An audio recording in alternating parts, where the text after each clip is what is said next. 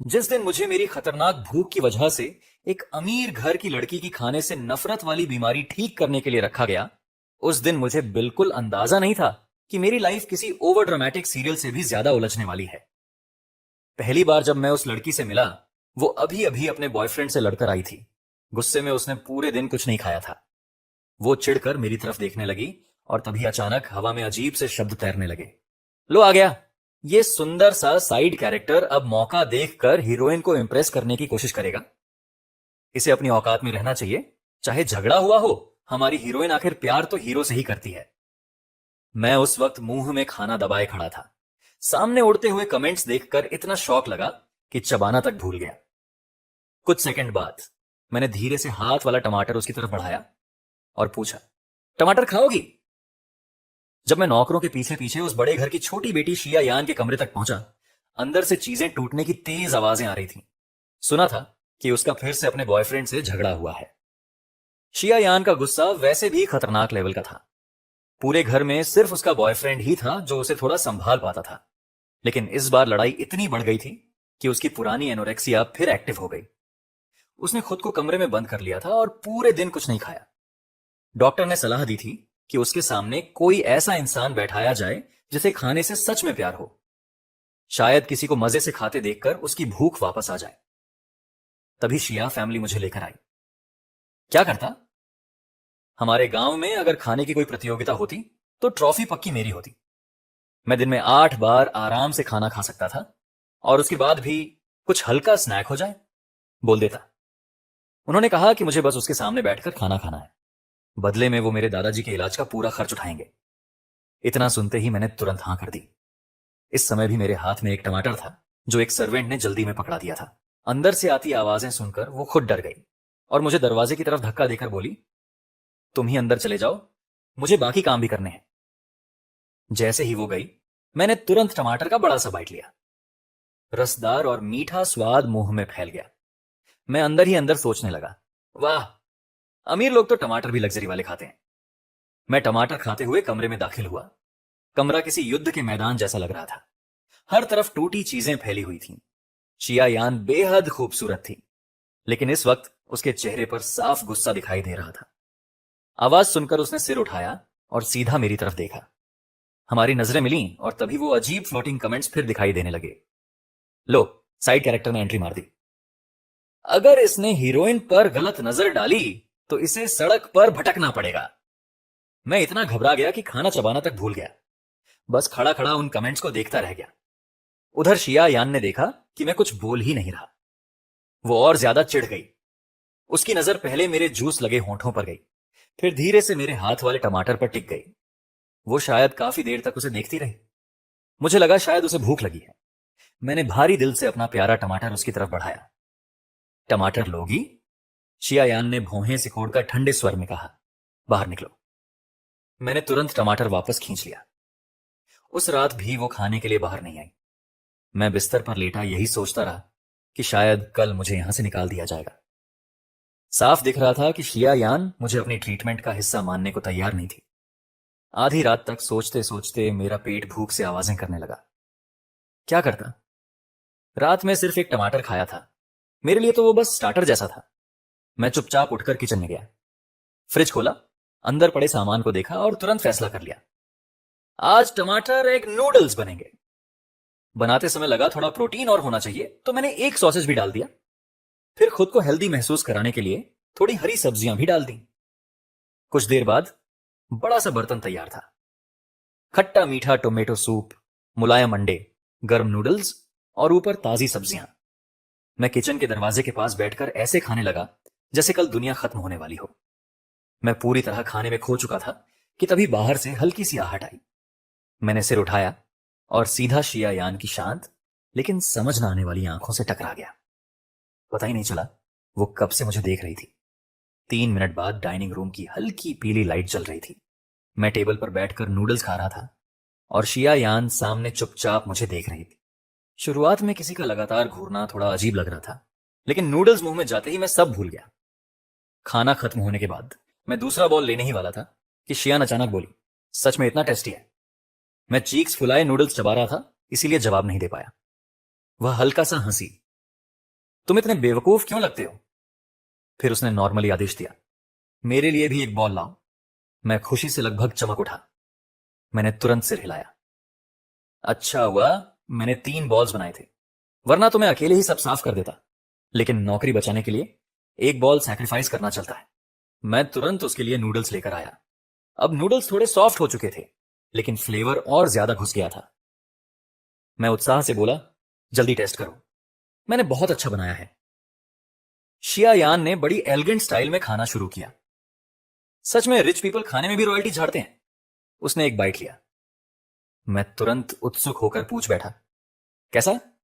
उसने जवाब नहीं दिया, बस शांत स्वर में बोली, तुम खाते रहो। मैं फिर नूडल्स पर टूट पड़ा। इतना खाया कि सूप तक खत्म कर दिया। जब बॉल नीचे रखा तब ध्यान गया। शिया यान भी आधे से ज्यादा नूडल्स खा चुकी थी। फ्लोटिंग कमेंट्स तुरंत पैनिकी मोड में चले गए। रुको, हेरोइन की एनोरेक्सिया का क्या हुआ? उसे तो खाना देखते ही उल्टी आती थी। अब ये आधा बोल नूडल्स कैसे साफ कर गई? लेकिन मुझे भी टोमेटो नूडल्स खाने हैं। ये साइड कैरेक्टर इतना स्वाद लेकर क्यों खाता है? मुझे भी भूख लग गई। उसके बाद मैं ऑफिशियली शिया फैमिली में रुक गया। शिया यान को लंबे समय से एनोरेक्सिया थी, इसलिए उसकी स्टमक कंडीशन काफी खराब हो चुकी थी। मिस्टर शिया ने मुझसे कहा, जब भी तुम उसे एक मील फिनिश करा दोगे, तुम्हें 1000 युवान मिलेंगे। अगर वह एक्स्ट्रा फ्रूट या केक भी खा ले तो बोनस अलग। उस दिन के बाद मेरी जिंदगी का मिशन क्लियर हो गया। किसी भी तरह मैडम को खाना खिलाओ। मैं हर वक्त उसके पीछे घूमता रहता। कभी फ्रूट्स, कभी स्नैक्स, कभी डेजर्ट। धीरे धीरे शियान पहले से थोड़ा ज्यादा खाने लगी। मिस्टर शिया इतने खुश हुए कि उन्होंने मेरा ट्रांसफर उसी स्कूल में करा दिया, ताकि मैं स्कूल में भी उसे खाने के लिए फोर्स कर सकूं। एक दिन मैंने उसकी डेस्क पर ड्यूरियन क्रीम केक रख दिया। पिछले कुछ दिनों में मैंने ऑब्जर्व किया था कि फ्रूट्स में वो ड्यूरियन थोड़ा ज्यादा खाती है। क्लास खत्म होते ही मैं एक्साइटमेंट में उसकी क्लास की तरफ भागा। सोचा देखूं केक खत्म हुआ या नहीं। लेकिन वहां पहुंचते ही पूरा क्लासरूम कोस में था। उसका बॉयफ्रेंड जियांगचे अपना सीना पकड़कर मुश्किल से सांस ले रहा था। उसकी बाहों पर लाल रैशेस निकल आए थे। शिया यान घबराकर पूछ रही थी, क्या हुआ? जियांगचे ने मेरी तरफ देखा और कमजोर आवाज में बोला, सॉन्ग मोचन ने कहा था मैं भी केक खा सकता हूं। लेकिन उसने अंदर ड्यूरियन छिपा रखा था। उसे पता था मुझे एलर्जी है। फ्लोटिंग कमेंट्स तुरंत एक्सप्लोड हो गए। मैंने कहा था ना, यह साइड कैरेक्टर इतना इनोसेंट नहीं है। इसने जानबूझकर हीरो को ड्यूरियन खिलाया। हीरो कितना दर्द में लग रहा है, हेरोइन जरूर टूट गई होगी। मैंने तुरंत केक उठाकर एक्सप्लेन किया। मैंने साफ कहा था यह ड्यूरियन केक है। तुमने खुद पूछा था कि खा सकता हूं या नहीं। मैंने कहा था शिया, यान मान जाए तो खा लेना। मैंने ड्यूरियन वाला हिस्सा खास तौर पर बताया भी था, लेकिन जियांग छे ने मेरी एक नहीं सुनी। वो सीधे शिया यान से CHIPA कहकर बोला। शायद मैंने उसकी वो बात नहीं सुनी। यान यान मुझे बहुत दर्द हो रहा है। मैंने भौं सिकोड़ ली। तुमने कैसे नहीं सुना? CCTV चेक कर लो। असल में उसका झूठ बेहद चीप था। बस CCTV या क्लासरूम के स्टूडेंट से पूछ लेते तो मेरी इनोसेंस साबित हो जाती। मैं उम्मीद भरी नजरों से शिया यान की तरफ देखने लगा, लेकिन उस वक्त जियांगचे रोते हुए उसका हाथ पकड़े खड़ा था। उसकी आंखों में आंसू थे, चेहरा दुखी था। शियान का दिल तुरंत पिघल गया। उसने उसे सीधा अपनी बाहों में खींच लिया। मैं कुछ और बोल पाता, उससे पहले ही उसने बेसब्री से मेरा केक बॉक्स झटक दिया। केक जमीन पर गिरकर मिट्टी में सन गया। शिया यान ने जियांगचे को प्रोटेक्ट करते हुए ठंडे स्वर में कहा, बस करो, एचे सीधा इंसान है, वह झूठ नहीं बोलेगा। अब और बहाने मत बनाओ। इतना कहकर वह जियांगचे को लेकर हॉस्पिटल चली गई। मैं वहीं खड़ा रह गया। उनकी दूर जाती बैग्स देखते हुए मेरे दिल में अचानक भारी सैडनेस भर गई। लेकिन वजह यह नहीं थी कि मुझ पर झूठा इल्जाम लगा। असल दर्द तो यह था, साला मेरे 1000 युवान चले गए। मैं चुपचाप हिसाब लगाने लगा कि दादाजी के ऑपरेशन के लिए मुझे शिया यान को और कितनी बार खाना खिलाना पड़ेगा। आखिर में कैलकुलेशन निकली, कम से कम 70 मील्स। और अच्छी बात यह थी कि जंगचे का एलर्जी ट्रीटमेंट समय पर हो गया। कोई बड़ी प्रॉब्लम नहीं हुई। 3 दिन तक शिया यान ने मुझसे कोल्ड वॉर किया। फिर आखिरकार उसने मुझे दोबारा कॉल किया। रात के 9 बजे थे। उसने लेजी आवाज में कहा, छोटे बेवकूफ, नॉर्थ सिटी वाली शॉप से पीच ब्लॉसम पेस्ट्री लाकर दो, जल्दी मुझे अभी खाना है। वह दुकान रात 10 बजे बंद हो जाती थी। मतलब मेरे पास सिर्फ 1 घंटा था। लेकिन पैसे का नाम सुनते ही मेरी आंखें चमक उठी। ठीक है, मैं अभी लेकर आता हूं। अगले ही पल फोन के दूसरी तरफ किसी लड़की की टीजिंग आवाज आई। यान यान, ये ओबीडियंट लिटिल फॉलोअर कहां से ढूंढा तुमने? इतना सुनता है तुम्हारी? इसकी आवाज भी ऐसी है जैसे तुम किसी बच्चे को बहला रही हो। मैंने अनजाने में होंठ भींच लिए। मैं दक्षिण के गांव में बड़ा हुआ था, इसीलिए चाहे जितनी कोशिश करूं, मेरी मैंड्रिन में हल्का एक्सेंट रह ही जाता था। उधर शिया यान का मूड काफी अच्छा लग रहा था। वह हल्का हंसते हुए बोली, जल्दी जाओ। मैं पेस्ट्री खरीदकर उसकी भेजी लोकेशन पर पहुंचा। तब रात के 10 बजे बज चुके थे, लेकिन वहां पहुंचकर मैं फ्रीज हो गया। ना कोई दुकान, ना कोई केटीवी, बस खाली सड़क और ठंडी हवा। कुछ टूटे स्ट्रीट लाइट्स टिमटिमा रहे थे। मैं पेस्ट्री बॉक्स पकड़कर सड़क के किनारे खड़ा रह गया। मैंने शियान को 3 बार फोन किया, हर बार स्विच ऑफ। मैं स्ट्रीट लाइट के नीचे बैठकर काफी देर इंतजार करता रहा। आखिर बॉर्डरम में मैंने पेस्ट्री का एक टुकड़ा खुद ही खा लिया। 5वीं कॉल पर भी कोई जवाब नहीं आया। तभी मुझे आखिरकार समझ आया, ओह, मुझे बेवकूफ बनाया गया है। पता नहीं कितना वक्त बीत गया। मेरे पैर तक सुन्न हो चुके थे। तभी अचानक शियान का वापस फोन आया।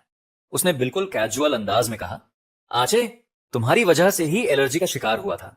लड़का थोड़ा बदला रखने वाला है, बस तुम्हें छोटा सा लेसन दिया है, अगली बार याद रखना।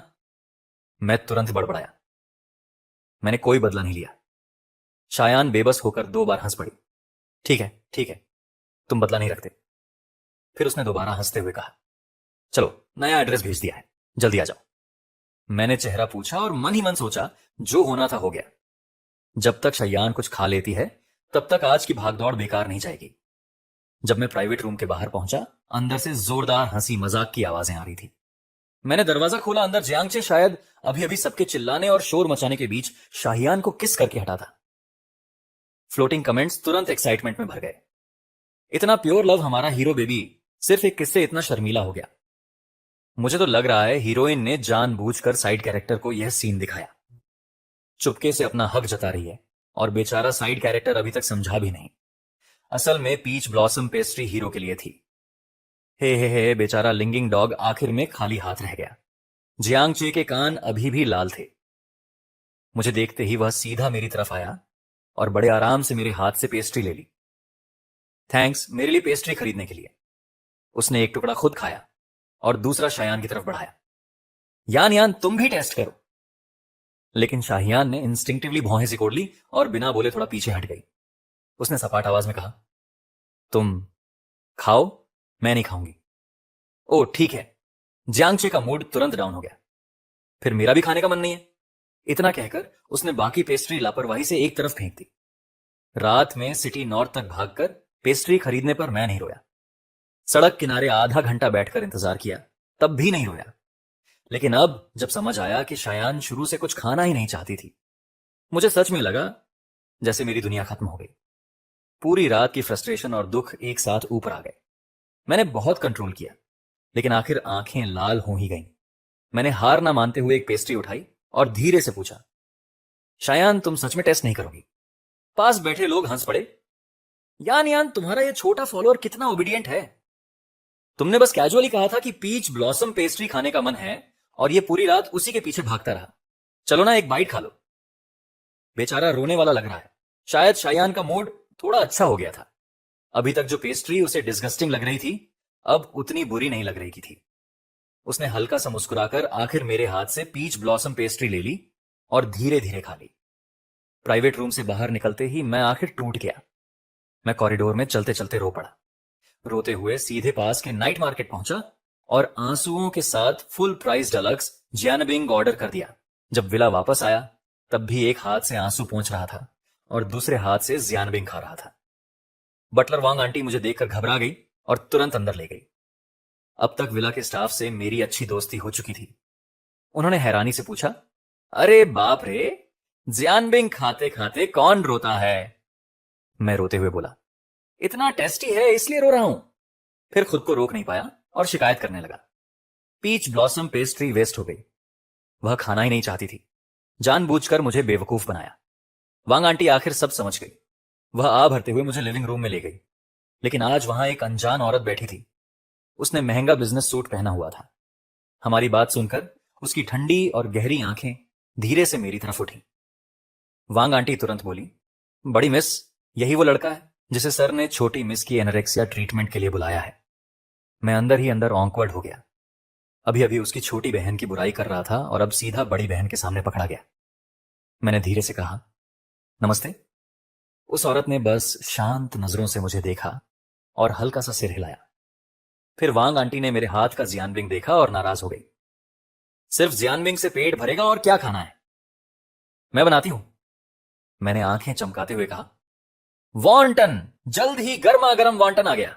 पतली स्किन, जूसी फीलिंग, ऊपर सीविड और श्रिम्प साथ में जियानबिंग। पूरा स्वर्ग जैसा कॉम्बिनेशन। मैं तुरंत खाना शुरू कर दिया, लेकिन कुछ बाइट्स बाद मुझे महसूस हुआ कि लिविंग रूम में वह औरत लगातार मुझे देख रही थी। थोड़ी देर बाद वह खुद उठकर मेरे पास आ गई। कुछ नहीं बोली, बस खड़ी होकर मुझे खाते हुए देखती रही। मेरे गाल खाना भरने से फूले हुए थे। मैंने कंफ्यूज नजरों से उसकी तरफ देखा। आखिर उसने पूछा, पापा तुम्हें कितना पे करते हैं? मैंने ईमानदारी से जवाब दिया, अगर शाहयान एक मील खा ले तो 1000। वो सुनकर हल्का सा मुस्कुराई, फिर बोली, एक एक्स्ट्रा जॉब करोगे समय पर मुझे खाना खिलाना और मेरे साथ बैठकर खाना खाना, 1 मील के 10,000 कैसा रहेगा? मैं शौक में लगभग चौंक हो गया। उसने हाथ बढ़ाकर हल्के से मेरे गाल थपथपाए। मैं अभी भी ब्लैंक था तो वो सोचकर बोली, कम लग रहा है तो 20,000। फिर थोड़ी देर रुककर बोली, सॉरी बस तुम्हें खाते हुए देखकर मुझे भी भूख लगने लगी। उसका टोन ऐसा था जैसे कोई बिजनेस कॉन्ट्रैक्ट डिस्कस कर रही। मुझे एनोरेक्सिया नहीं है, मैं समय पर खाना खाऊंगी, तुम्हें रुलाऊंगी भी नहीं। डील मैंने चबाना बंद कर दिया और आंखें फाड़कर पूछा, सच में? उसने शांत होकर सिर हिलाया। मैं झूठ नहीं बोलती। बाद में सर्वेंट से मुझे पता चला कि दोनों बहनें अपने अपने तरीके से प्रॉब्लम थी। एक को एनोरेक्सिया था, दूसरी पूरी तरह वोलिक थी। शाहयान की बड़ी बहन का नाम शाह छिंगवान था। वह सिर्फ 3 साल बड़ी थी, लेकिन कॉलेज में ही बिजनेस शुरू करके सक्सेसफुल हो गई थी। ग्रेजुएशन के बाद सीधे फैमिली बिजनेस संभाल लिया। वह काम में इतनी डूबी रहती कि कई बार खाना खाना भूल जाती। रात में जब स्टमक में जलन शुरू होती तब याद आता कि पूरे दिन कुछ नहीं खाया। आखिरकार हमारी डील फिक्स हो गई। 1 मील बराबर 10,000 युवान। अब शाह छिगुआ जैसा रिच क्लाइंट मिलने के बाद मैं दादाजी की सर्जरी का पैसा जल्दी जमा कर सकता था और उन्हें बेहतर मेडिकल ट्रीटमेंट भी दिला सकता था। अगले 3 दिनों तक शाहयान मुझे ढूंढने नहीं आई। मैं भी खुद उसके पीछे नहीं गया। उस दौरान मैंने क्वाइटली शाह छिंगवान की फूड प्रेफरेंसेस स्टडी करनी शुरू कर दी। चौथे दिन लंच के बाद जब मैं क्लासरूम लौटा, ज्यादातर स्टूडेंट्स नैप लेने जा चुके थे, लेकिन कई दिनों से बात ना करने वाली शाहयान मेरी सीट पर बैठी थी। मुझे देखते ही उसने हल्का आईब्रो उठाया। आजकल बहुत बिजी हो, मुझसे मिलने भी नहीं आते। मैं उसके पास गया, लेकिन ऑनेस्टली उससे बात करने का मन नहीं था। शाहयान ने हाथ बढ़ाकर मेरे गाल को छुआ। उसकी आंखों में क्यूरियोसिटी थी। तुम नाराज हो? मैंने बस अपनी किताब निकाली और कुछ नहीं बोला। यंग मिस बचपन से सबकी लाडली रही थी। शायद पहली बार कोई उसे इग्नोर कर रहा था। उसकी अहंकारी पर्सनालिटी कुछ देर के लिए सच में शांत हो गई। 1 मिनट बाद अचानक एक सुंदर पेस्ट्री बॉक्स और क्रीम केक मेरी किताब पर रख दिया गया। साथ में मेरा पसंदीदा बटर बिस्किट भी था। मैं आखिर उसकी तरफ देखने लगा। क्या तुम माफी मांग रही हो? शाहयान एक पल के लिए फ्रीज हो गई।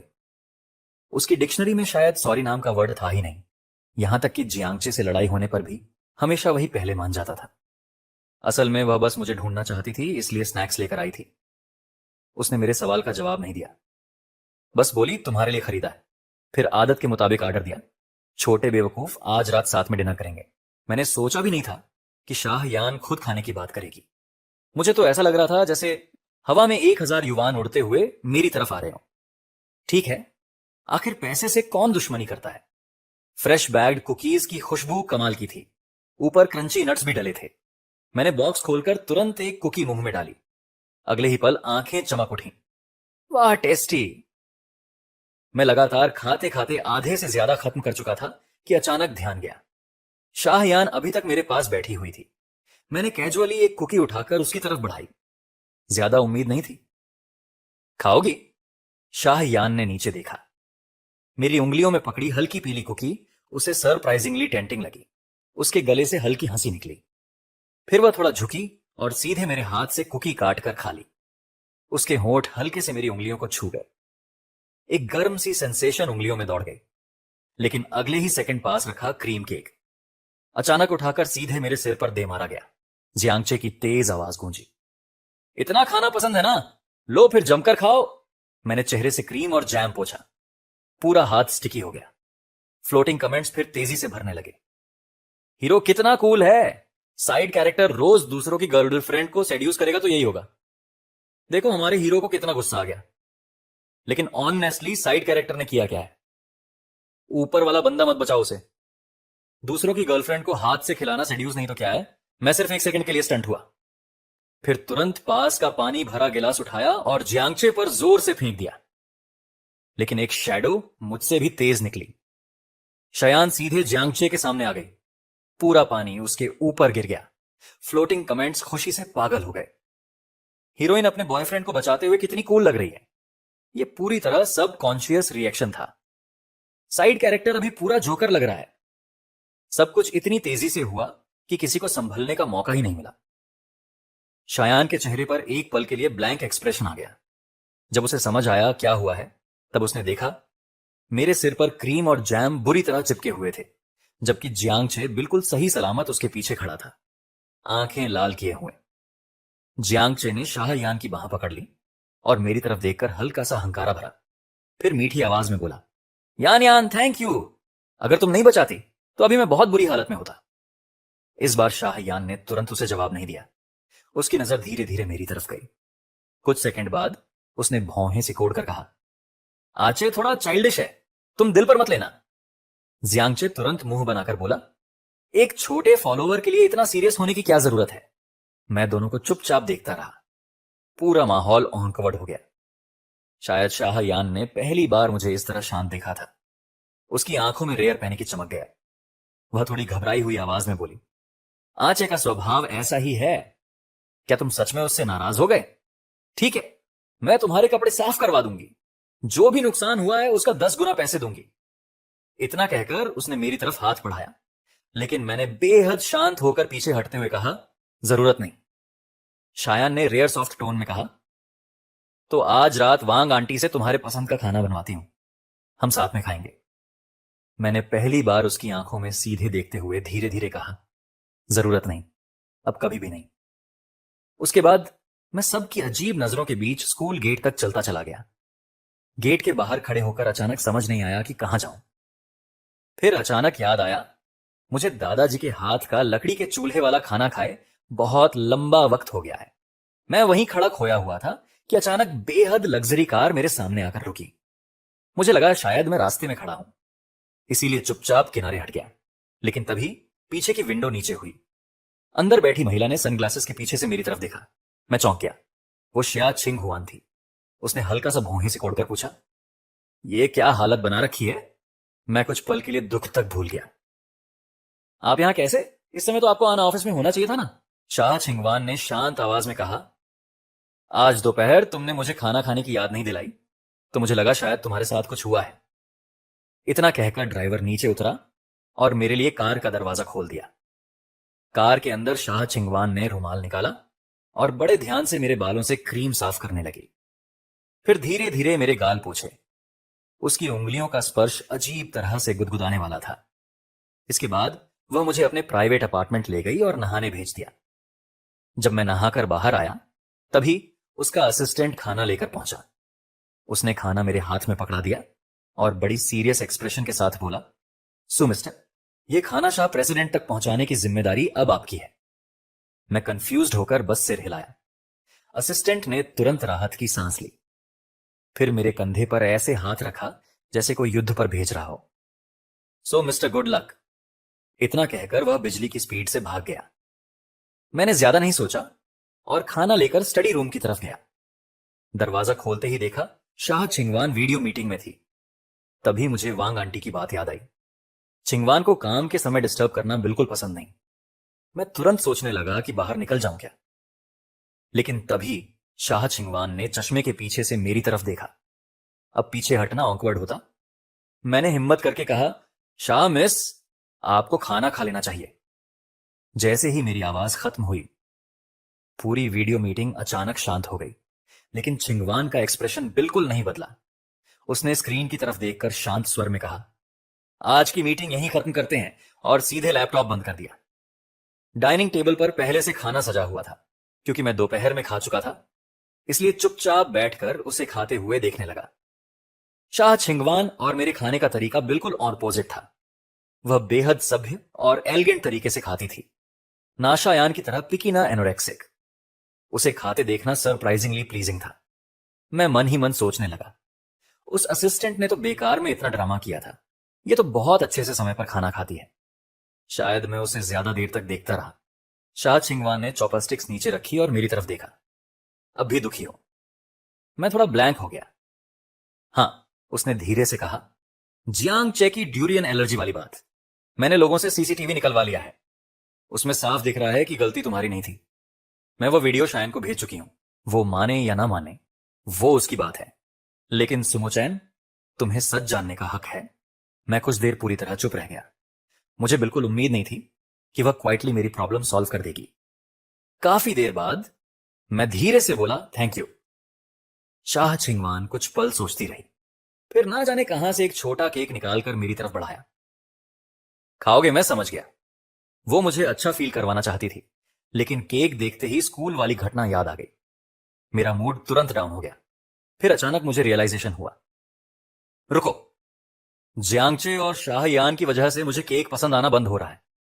पहले केक खुशी की निशानी था, लेकिन अब उसे देखते ही गुस्सा, घिन और दुख याद आ रहा था। यह सोचते ही मैं जोर से भौहें सिकोड़ बैठा। यह कैसे हो सकता है कि एक तो इनोसेंट है, मैं उससे नफरत कैसे कर सकता हूं? अगले ही पल मैंने फोन निकाला और शाह सर को मैसेज टाइप किया, सॉरी सर, शायद मैं ये काम जारी नहीं रख पाऊंगा। मुझे मौका देने के लिए धन्यवाद, लेकिन मैंने इस्तीफा देने का फैसला किया है। उम्मीद है आपकी बेटी की एनोरेक्सिया जल्दी ठीक हो जाए। मैसेज भेजते ही ऐसा लगा जैसे दिल से बोझ उतर गया हो। मुझे लगा अब मैं फिर से एक सांस में 5 छोटे केक खा सकता हूं। तभी फ्लोटिंग कमेंट्स फिर सामने तैरने लगे। अब गया बेचारा साइड कैरेक्टर।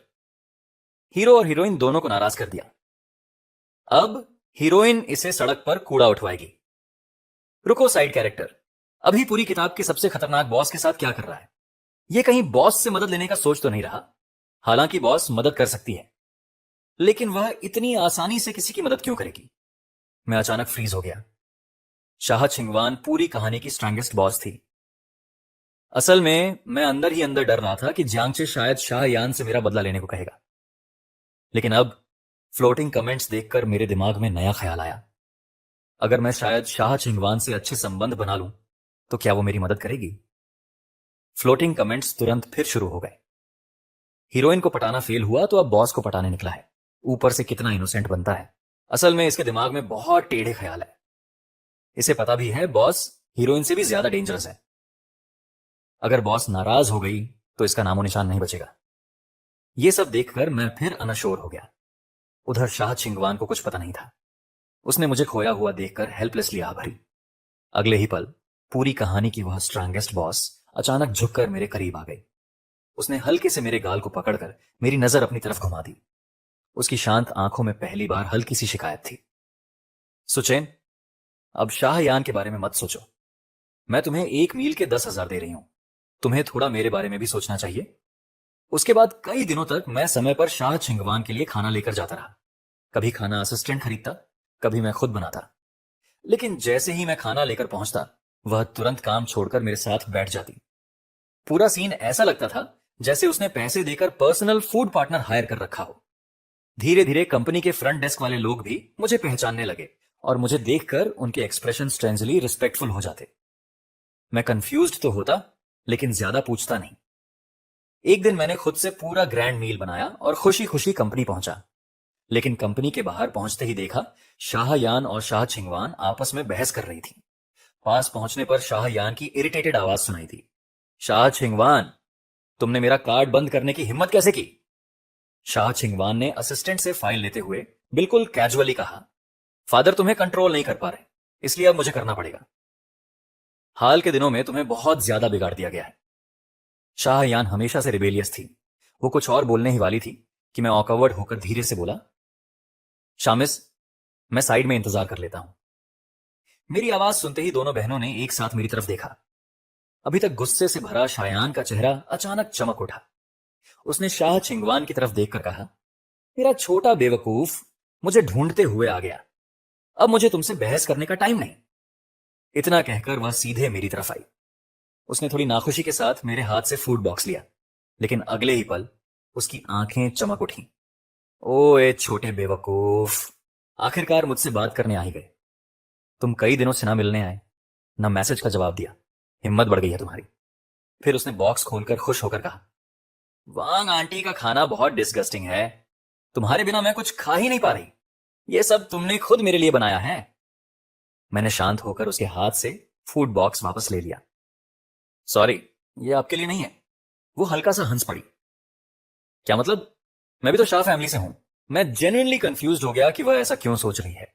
फिर मैंने सीधा समझाया, यह आपकी बहन के लिए है और अब मैं आगे से आपके साथ खाना खाने भी नहीं आऊंगा। इतना कहकर मैं मुड़ा और जाने लगा, लेकिन अगले ही सेकंड शाहयान ने जोर से मेरी कलाई पकड़ ली। उसकी भौहें कस गई। क्या मतलब? मुझे अभी साफ साफ समझाओ। उसकी आंखों में जो कंफ्यूजन था वह बिल्कुल फेक नहीं लग रहा था। मैंने कुछ देर खुद को रोका, लेकिन आखिर पूछ ही लिया, तुमने वो सीसीटीवी फुटेज देखा था? कौन सा फुटेज? तुम्हें मिला नहीं? शाहयान कुछ पल सोचती रही, फिर बोली, कुछ दिन पहले जियांगचे ने गलती से मेरा फोन गिरा दिया था। सारे चैट्स और रिकॉर्ड्स डिलीट हो गए। तुमने मुझे कुछ भेजा था क्या? मैंने उसे कॉम्प्लिकेटेड नजरों से देखा, फिर धीरे से कहा, छोड़ो, अब तुमने वो वीडियो देखा या नहीं? मेरे लिए उसकी कोई अहमियत नहीं। उसके दिल में जैसे अचानक खालीपन उतर आया। एक अजीब घबराहट उसे घेरने लगी, लेकिन मैंने बस उसकी पकड़ छुड़ाई और दोबारा कहा, अब आगे से कोई और तुम्हारे साथ खाना खाएगा। तुम्हें मुझे मैसेज करने की जरूरत नहीं है। मेरे हिसाब से मैं काफी साफ समझा चुका था। जल्द ही कोई नया इंसान उसकी एनोरेक्सिया का इलाज करेगा। हम दोनों की जिंदगी अब दोबारा नहीं टकराएगी। यह सब खत्म करके मैंने राहत की सांस ली, फिर बिना उसकी तरफ देखे एक्साइटेड होकर शाह छिंगवान की तरफ भाग गया। इन दिनों उसके साथ रहते रहते अब मैं उससे उतना डरता नहीं था। वह कम बोलती थी, लेकिन मेरी हर बात का जवाब देती थी। ऐसा लगता था जैसे वो मेरी हर बात क्वाइटली एक्सेप्ट कर लेती है। मैं उसके पास पहुंचते ही चहकने लगा। गैस करो आज मैंने क्या बनाया? शाह छिंगवान ने मेरे हाथ से फूड बॉक्स लिया। 2 सेकंड सोचकर बोली, परसों तुमने कहा था ना, कोला चिकन विंग्स। मैं शॉक्ड रह गया। आपको याद है? वो हल्का सा मुस्कुराई। तुमने खुद बताया था कि तुम्हारे बनाए कोला चिकन विंग्स बहुत टेस्टी होते हैं। मुझे उम्मीद नहीं थी कि कैजुअली कहीं बात भी उसे याद रहेगी। मैं तुरंत खुश होकर बोला, सही जवाब। इनाम में आज आपको एक्स्ट्रा खाने मिलेगा। शाह छिंगवान भी रेयर स्माइल के साथ बोली, थैंक यू सुचेन साहब। मुझे आपका रिवॉर्ड बहुत पसंद आया। जब हम ऊपर जा रहे थे तभी मैंने अनजाने में नीचे देखा। शाहयान अब भी वहीं खड़ी थी, चुपचाप मेरी जाती हुई डायरेक्शन को देख रही थी, जैसे खो गई हो। उसके बाद के दिनों में मैं पढ़ाई के साथ साथ रोज शाह छिंगवान के साथ खाना खाता रहा। एक दिन मैं सिर झुकाकर टेस्ट पेपर सॉल्व कर रहा था कि पास बैठे क्लासमेट्स गॉसिप करने लगे। सुना क्या? जियांगचे और शाहयान का बहुत बड़ा फाइट हुआ, फिर दोनों का ब्रेकअप हो गया। जियांगचे तो ट्रांसफर लेकर कहीं और चला गया। मैंने ज्यादा ध्यान नहीं दिया और फिर से क्वेश्चन सॉल्व करने लगा। तभी बगल वाला लड़का मेरे कंधे पर हाथ रखकर बोला, सुमुचैन, शाहयान बाहर तुम्हें ढूंढ रही है। मैंने सिर उठाकर बाहर देखा। दरवाजे पर खड़ी शाहयान की आंखें काफी थकी हुई लग रही थी। उसका एक्सप्रेशन साफ बता रहा था, अगर मैं बाहर नहीं गया तो वह भी नहीं जाएगी। मजबूरी में मुझे बाहर जाना पड़ा। क्या हुआ? शाहयान काफी देर तक मुझे देखती रही, फिर भारी आवाज में बोली, सुमुचैन सॉरी, मैंने चैट्स रिकवर कर लिए और वह सीसीटीवी फुटेज भी देख लिया। पहले मैंने तुम्हें गलत समझा, गलती मेरी थी। मैं थोड़ा हैरान रह गया। मुझे लगा नहीं था वो खास इसी बात के लिए आई होगी। हमेशा घमंडी रहने वाली शाहयान इस वक्त नजरें झुकाए खड़ी थी। उसकी आवाज धीमी थी। मैंने उससे ब्रेकअप कर लिया है और उसे ट्रांसफर भी करवा दिया। अब नाराज मत रहो प्लीज। उसी समय फ्लोटिंग कमेंट्स पूरी स्क्रीन पर भर गए। ये कहानी आखिर जा कहां रही है? हीरो हीरोइन का ब्रेकअप हो गया। मैं तो कब से कह रहा था दोनों पागल हैं। बेचारे साइड कैरेक्टर ने आखिर किया ही क्या था? मैं तो सिर्फ इसे खाते हुए देखने के लिए कहानी पढ़ रहा था। रुको, हीरोइन का एटीट्यूड कुछ बदल नहीं गया। मुझे क्यों लग रहा है कि वह सच में साइड कैरेक्टर से प्यार करने लगी है। मैंने फ्लोटिंग कमेंट्स पर ध्यान नहीं दिया, बस हल्की सांस लेकर कहा, शाहयान, अब मुझे इन बातों से फर्क नहीं पड़ता। मैं तुम्हारे पीछे इसलिए घूमता था ताकि तुम थोड़ा ज्यादा खा लो, क्योंकि उससे मुझे एक्स्ट्रा 1,000 मिलते थे। अब मैंने नौकरी छोड़ दी है, इसीलिए तुम्हारी जिंदगी से मेरा कोई संबंध नहीं बचा। शाहयान ने अचानक सिर उठाया। उसकी नजरें मुझ पर जम गई। सिर्फ पैसों के लिए, मैंने बिना झिझक जवाब दिया। हां, सिर्फ पैसों के लिए। असल में शुरुआत में मैंने सच में सोचा था कि अगर मैं उसके करीब रहूं तो शायद दादाजी के ऑन ऑपरेशन का पैसा जल्दी जुटा पाऊंगा। इसलिए उसका खराब स्वभाव, उसकी परेशानियां सब मैं सह लेता था। लेकिन बार बार के आरोप और मिसअंडरस्टैंडिंग्स ने मुझे थका दिया था। धीरे धीरे मुझे खुद पर शक होने लगा। क्या मैं सच में यह काम कर सकता हूं? और फिर मैं सच में थक गया।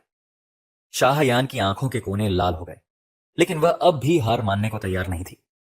तो उस रात तुम शहर के दूसरे छोर तक मेरे लिए पेस्ट्री लेने गए थे, वह भी सिर्फ पैसों के लिए। मैंने ईमानदारी से सिर हिलाया। हां, लेकिन अच्छा हुआ आखिर में तुमने एक बाइट खा ली थी, वरना मेरी मेहनत बेकार चली जाती।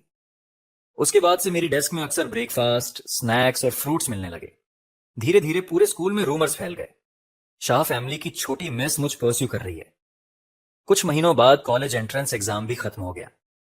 रिजल्ट वाले दिन भी मैं शाह छिंगवान के साथ ब्रेकफास्ट कर रहा था। जब मैंने अपना स्कोर देखा और कंफर्म हुआ कि मैं अपने टारगेट यूनिवर्सिटी में आराम से सिलेक्ट हो जाऊंगा, मैं एक्साइटमेंट में सीधे उसे जाकर गले लगा बैठा। शाह छिंगवान, मैं सिलेक्ट हो गया। मैं सच में सिलेक्ट हो गया। शाह छिंगवान ने मेरी कमर थाम ली, फिर आंखें मोड़कर हल्की मुस्कान के साथ बोली, हमारा सुमुचन बहुत अमेजिंग है। कुछ देर बाद जब मैं शांत हुआ, तभी एहसास हुआ कि हमारी पोजीशन कितनी इंटीमेट थी।